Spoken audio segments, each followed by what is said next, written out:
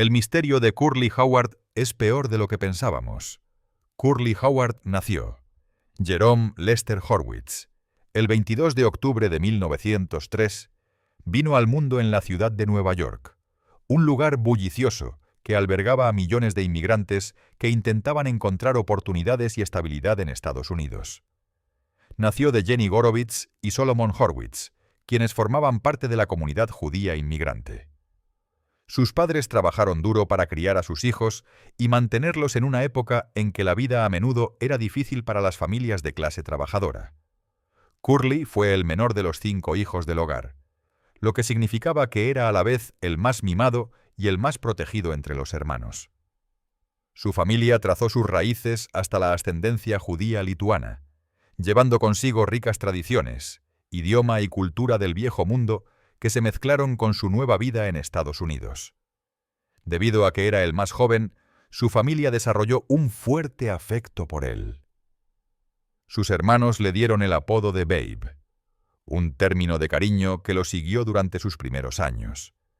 Más tarde, se le conocería ampliamente con el apodo de Carly, un nombre que irónicamente hacía referencia a su decisión de afeitarse el cabello, dejando su cuero cabelludo al descubierto y contribuyendo así a su cómica imagen escénica. Su nombre hebreo, Yehuda Lev ben Shlomo Natan Halevi, reflejaba su profundo trasfondo cultural y religioso, recordando a quienes lo conocían su herencia judía y las tradiciones de su familia, incluso mientras se hacía un lugar en el entretenimiento estadounidense.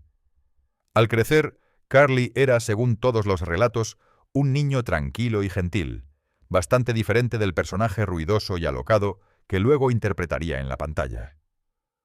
Sus padres nunca tuvieron que preocuparse mucho por la disciplina con él, ya que rara vez era la fuente de problemas en casa. En la escuela, sin embargo, era solo un estudiante mediocre, que no sobresalía particularmente en lo académico. Lo que le faltaba en aptitud académica, lo compensaba con habilidad física, demostrando ser un atleta natural. Era ágil y coordinado, algo que luego lo ayudó en sus rutinas de payasadas con los Stooges. Desde temprana edad también admiraba a sus hermanos mayores, especialmente a Moe y Shemp, admirándolos y tratando a menudo de seguir su ejemplo. Al igual que ellos, Curly finalmente dejó la escuela antes de graduarse, trabajando en trabajos ocasionales para ayudarse a sí mismo y para obtener independencia. Lo que muchos quizás no se den cuenta es que Curly tenía talentos artísticos más allá de la comedia. Era un bailarín de salón experto, y también tenía una voz para cantar sorprendentemente agradable, lo que demostraba que su gama de talentos era mucho más amplia que las salvajes payasadas físicas por las que luego se hizo famoso. A pesar de estas refinadas habilidades, fue la comedia lo que más le tocó el corazón. Le encantaba hacer reír a la gente, incluso en entornos informales, y desde el principio cultivó una pasión por la actuación y la interpretación. Un incidente dramático de su juventud moldeó gran parte de su físico más adelante en la vida. A la edad de 12 años, Curly se disparó accidentalmente en el pie, mientras manipulaba un rifle cargado. El accidente fue casi fatal, ya que corrió el riesgo de desangrarse hasta morir. Afortunadamente, su hermano Mo actuó con rapidez y lo llevó de urgencia al hospital, donde los médicos lograron salvarle la vida. Aunque sobrevivió, el accidente lo dejó con una cojera notable que permaneció con él permanentemente. Años más tarde, cuando se convirtió en parte de los 3 chiflados, hábilmente convirtió esta discapacidad en una parte de su acto, desarrollando una caminata exagerada en la pantalla que disfrazaba la cojera al tiempo que agregaba al absurdo cómico de sus actuaciones. La primera verdadera entrada de Curly en el mundo del espectáculo se produjo en 1928, cuando actuó como director musical de comedia para la Orville Knapp Band. Incluso en este papel, sus instintos cómicos brillaron, a menudo desviando la atención de los músicos. Mo comentaría más tarde que la presencia escénica natural y las travesuras de Curly frecuentemente eclipsaban las actuaciones reales de la banda. Casi al mismo tiempo, Mo y su hermano Shemp se estaban haciendo un nombre como parte de los Stooges de Ted Healy, un acto de vodevil enormemente popular de esa época. En 1932 se produjo un punto de inflexión cuando Shemp aceptó un contrato en Vitapone Studios en Brooklyn, dejando el acto. Moe, reconociendo el potencial de su hermano menor, sugirió que Curly interviniera para ocupar el papel del tercer Stooge. Al principio, Ted Healy dudaba. Pensó que Curly era demasiado guapo y atractivo para ser gracioso, temiendo que el público no se riera de alguien con una apariencia tan carismática. Decidido a demostrar lo contrario, Curly dio un paso radical. Se afeitó su cabello grueso y ondulado, transformando instantáneamente su apariencia en algo más cómico y excéntrico. Este audaz movimiento no solo le valió el papel, sino que también dio origen a la imagen icónica de Curly que quedaría grabada para siempre en la historia de la comedia. En 1934, Ted Healy decidió seguir su propia carrera con MGM, dejando atrás el acto. Moe Curly y Larry Fine luego se renombraron a sí mismos como The Three Stooges y firmaron con Columbia Pictures para aparecer en 2 cortometrajes de comedia reales. Esta decisión marcó el comienzo de uno de los actos de comedia más legendarios en la historia de Hollywood. Con el tiempo, los Stooges se convirtieron en las estrellas de cortometrajes más exitosas de Colombia, con Curly interpretando el papel más querido y significativo en las rutinas del grupo. La inocencia infantil, los gestos tontos y el incomparable sentido del ritmo cómico de Curly rápidamente se ganaron al público. Se convirtió en un favorito particular entre los niños que adoraban su voz aguda, sus travesuras juguetonas y su personalidad adorable. Los directores rápidamente aprendieron que el genio de Curly prosperaba cuando se le permitía improvisar. Muchas veces las escenas se filmaban sin guiones rígidos, ya que los cineastas descubrieron que la creatividad espontánea de Curly producía oro cómico. El director Jules White a menudo dejaba lagunas intencionales en los guiones para darle a Curly espacio para improvisar rutinas completas, a veces con una duración de varios minutos. A finales de la década de 1930 y principios de la de 1940 se convirtieron en los años dorados de los Three Stooges, con Curly en la cima de sus poderes. Sus cortometrajes, incluyendo Punch Drunks, 1934, We Want Our Mommy, 1938, A Plumbing We Will Go, 1940, y Cactus Makes Perfect, fueron adorados por el público y siguen siendo clásicos atemporales. En estos cortos, la capacidad de Curly para combinar comedia física, tonterías verbales y ridiculez entrañable cimentó su estatus como el corazón de los Stooges.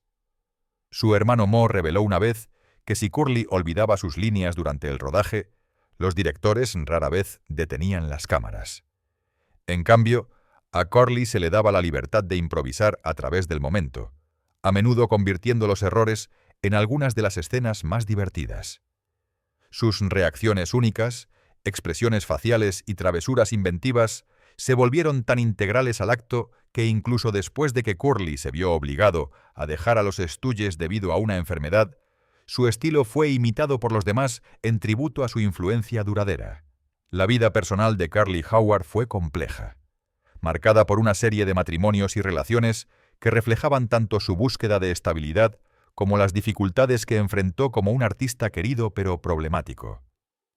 A lo largo de su vida, Curly contrajo 4 matrimonios y fue padre de 2 hijas, y cada relación dejó una huella única en su historia. Su primer matrimonio fue con Julia Rosenthal, con quien se casó el 5 de agosto de 1930. Esta unión, sin embargo, fue notablemente efímera, durando menos de 6 meses antes de terminar en divorcio el 6 de enero de 1931. Muchos biógrafos han sugerido que este matrimonio pudo haber sido apresurado, quizás durante un período de impulsividad juvenil por parte de Curly. En este punto de su vida, todavía estaba luchando por encontrar su camino, y aún no había alcanzado la fama que vendría con su entrada en los Three Stooges en 1932. La brevedad del matrimonio indicó que las personalidades u objetivos de la pareja podrían no haberse alineado. Y aunque no se sabe mucho sobre Julia Rosenthal después, su lugar en la vida de Curly representa el primero de varios intentos de encontrar una compañía duradera. El segundo matrimonio de Curly fue con Elaine Aki, con quien se casó el 7 de junio de 1937. Esta relación fue más significativa, durando 3 años antes de terminar en divorcio el 11 de julio de 1940. Durante su matrimonio, Corley y Elaine dieron la bienvenida a una hija, Marilyn Howard Serber, nacida el 18 de diciembre de 1938. El nacimiento de Marilyn marcó un importante punto de inflexión en la vida personal de Corley, ya que seguiría siendo una de sus 2 hijas y una parte preciada de su legado. Marilyn vivió una larga vida, falleciendo el 6 de mayo de 2025, casi 87 años después de su nacimiento. Se decía que llevaba consigo el recuerdo de su famoso padre, aunque vivió en gran medida fuera del centro de atención. A pesar del exigente horario de Curly y los desafíos personales, su amor por Marilyn era genuino, incluso si su carrera y sus problemas de salud a veces le impedían estar tan presente como le hubiera gustado. Después de su divorcio de Elaine, Curly buscó compañía una vez más y se casó con Marian Buxbaum el 17 de octubre de 1945. Este matrimonio, sin embargo, fue notoriamente turbulento e infeliz. Los informes describieron la unión como plagada de conflictos con la pareja, chocando por cuestiones financieras y personales. El matrimonio se deterioró rápidamente y el 22 de julio de 1946 se divorciaron. Muchos de los amigos y colegas de Curly comentaron más tarde que este período en su vida fue de profundo estrés e infelicidad, y el matrimonio fallido lo dejó emocionalmente conmocionado. Para un hombre que ya luchaba con una salud en declive debido a los derrames cerebrales y la tensión física a largo plazo de sus actuaciones de payasadas, la inestabilidad de su matrimonio con Marion fue particularmente difícil. El matrimonio final de Curly demostró ser el más duradero y solidario de su vida. El 31 de julio de 1947 se casó con Valerie Newman, quien permaneció a su lado hasta su muerte el 18 de enero de 1952. Valerie fue descrita a menudo como una fuerza estabilizadora en los últimos años de Curly. A diferencia de sus matrimonios anteriores, que habían terminado en uniones efímeras y angustia, la devoción de Valerie por él fue constante, especialmente durante su largo y doloroso declive de salud después de un derrame cerebral masivo en 1946. Ella lo cuidó diligentemente a medida que su condición empeoraba, mostrando lealtad y compasión que la hicieron destacar de sus anteriores parejas. Juntos tuvieron una hija, Janie Howard Hankey, nacida en 1948. Janie era solo una niña pequeña cuando su padre falleció en 1952, y sus recuerdos de él eran limitados. Sin embargo, su existencia aseguró que el legado de Curly viviera no solo a través de su trabajo, sino a través de su línea familiar. Cuando la gente piensa en Curly Howard, el querido payaso calvo e infantil de los Three Stooges, generalmente se imagina su risa contagiosa, su energía salvaje y sus frases pegadizas instantáneamente reconocibles. Pero detrás de las payasadas que entretuvieron a millones, se esconde una historia mucho más oscura y complicada, una que muchos fans no conocen, o solo creen conocer. El misterio que rodea a Curly Howard es peor de lo que pensábamos porque no se trata solo de un comediante que ardió demasiado intensamente y se desvaneció demasiado pronto. Se trata de preguntas sin respuesta, relaciones rotas, luchas ocultas y la posibilidad de que el hombre que el público adoraba fuera mucho más trágico de lo que nadie imaginaba. Para empezar, la vida personal de Curly estuvo llena de confusión que chocaba directamente con su imagen pública. En la pantalla era el personaje inocente e infantil, gentil, tonto, incapaz de crueldad. Fuera de la pantalla, sin embargo, su vida estuvo marcada por relaciones inestables, alcoholismo, mujeriego y matrimonios fallidos. Anhelaba el amor verdadero, pero una y otra vez se encontró en situaciones en las que fue utilizado, rechazado o se quedó con el corazón roto. El contraste entre el Curly que el público veía y el Jerome Howard que vivía entre bastidores es parte del misterio. ¿Cómo podía un hombre tan lleno de alegría para los demás vivir con tanta soledad? Otra capa del misterio radica en su salud. El declive físico de Curly comenzó sorprendentemente temprano. Cuando tenía 30 años, su vida dura, combinada con su peso y falta de cuidado personal, ya estaba cobrando un precio muy alto. Algunos relatos sugieren que incluso durante sus años de apogeo con los Stooges, ya mostraba signos de fatiga, depresión e incluso derrames cerebrales menores que pasaron desapercibidos o fueron ignorados. Lo que lo empeora es que quienes lo rodeaban a menudo atribuyeron su lentitud a la pereza o la falta de disciplina, en lugar de reconocerlo como el comienzo de una crisis de salud devastadora. Esta negligencia plantea preguntas incómodas. ¿Podría haberse evitado el declive de Curley si quienes estaban más cerca de él hubieran intervenido antes? ¿El sistema de estudios y el agotador horario de los Stooges contribuyeron directamente al colapso de su salud?